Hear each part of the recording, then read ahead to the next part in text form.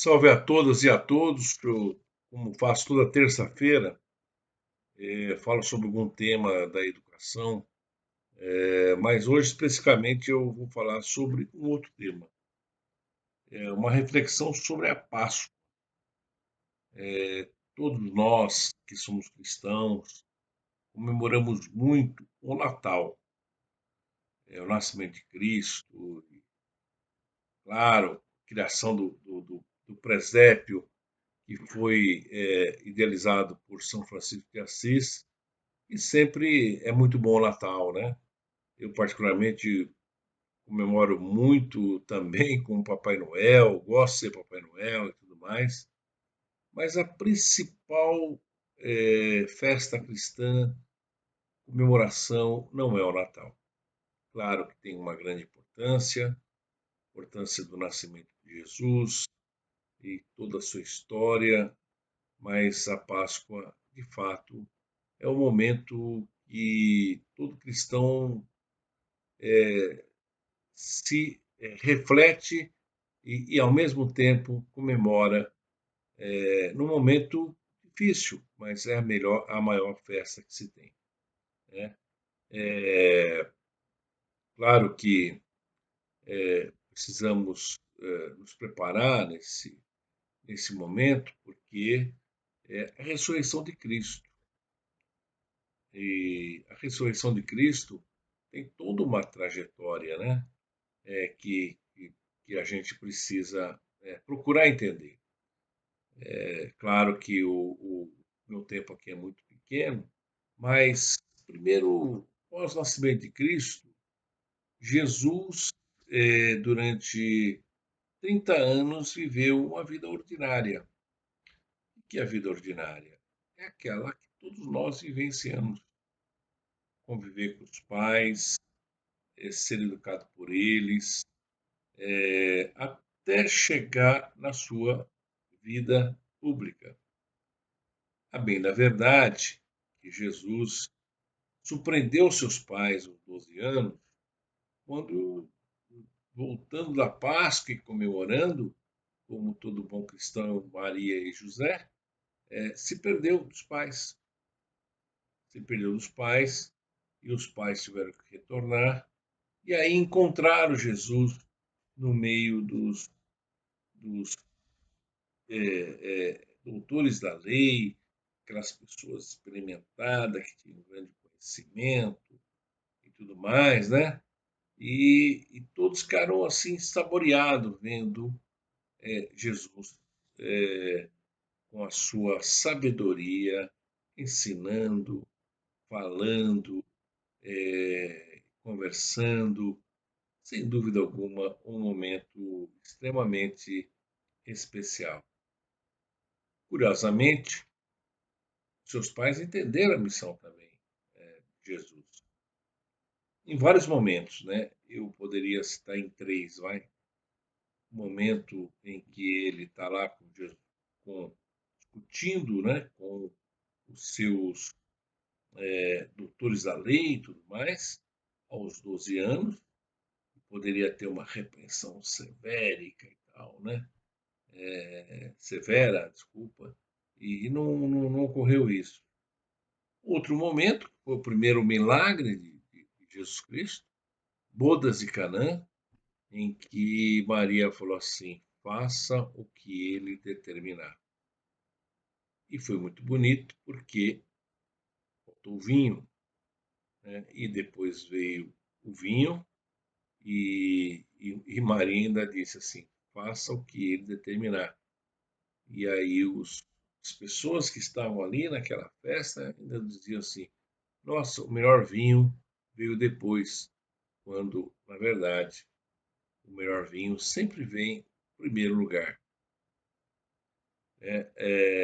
E depois, obviamente, o terceiro ponto foi a morte de Jesus Cristo e depois sua ressurreição, onde Maria ficou ali, ao lado, sempre entendendo a missão de Jesus. Mas eu queria também, antes da Páscoa, momentos que antecederam a Páscoa. E aqui se está um momento muito especial, né? Que é o lava-pés.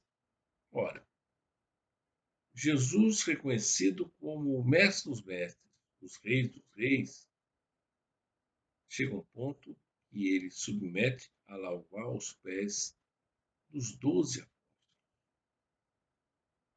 seja, é uma coisa estranha, né? Se a gente olhar os olhos de hoje, então, em que tantos, né, poderosos jamais submeteram a fazer algo similar a Jesus. Tanto que São Pedro, quando recusou, na hora Jesus também disse: se você não queres que eu lave os teus pés, você também não vai ser digno disso, né? E ao mesmo tempo, na hora, e aí o, o São Pedro, né? Pedro na época, apóstolo, disse: não, se for isso, eu me lave inteiro, não exagere nada disso e tal, né? E Pedro, curiosamente, foi o que negou 3 vezes Jesus Cristo. Ele assim o proclamou quando disseram: quando o galo cantar pela terceira vez, você irá não me reconhecer. Depois foi o nosso primeiro bispo, né, da igreja. Reconheceu os seus erros. Todos nós reconhecemos. E como nas leituras anteriores, que vieram também depois da sua crucificação, foi dito muito claramente e de forma muito incisiva: quem não tiver pecado, atire a primeira pedra. Coisa não? Jesus, com a sua sabedoria infinita, com o seu amor, soube bem administrar os conflitos que existiam e utilizava sempre a palavra de amor, a palavra em que resumia a possibilidade de entender quanto o amor pode transformar as pessoas. Embora o tema não seja da educação, eu diria que Jesus Cristo foi um dos maiores educadores, foi o maior educador, indiscutivelmente, pedagogo que nós já tivemos. Diante da dificuldade de entender o que ele falava, muitas vezes, ele se utilizava de uma coisa fantástica que era a parábola, em que contava uma história e pela história chegava à interpretação. Eu diria que ele foi o primeiro, sempre inovador em tudo, mas claro, é Jesus, mas a parábola é um momento de reflexão de cada um de nós.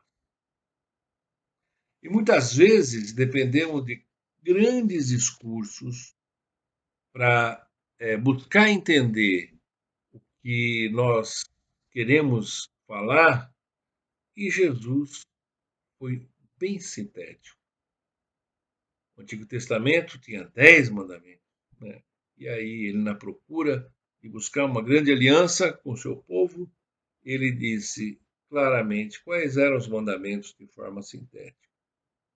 Ama o Senhor, seu Deus, todo o coração, toda a sua alma, e todo o seu entendimento e toda a sua força. E o segundo, ame o seu próximo como a si mesmo. Não existe maior mandamento que esse. Fantástico, né? Fantástico. Precisamos de 3, 4 horas de discursos, 9, 12, sei lá quanto. E Jesus, por 2 frases pequenas, conseguiu demonstrar para nós o grande significado da mudança do mundo, da transformação. Feliz Páscoa a todos vocês.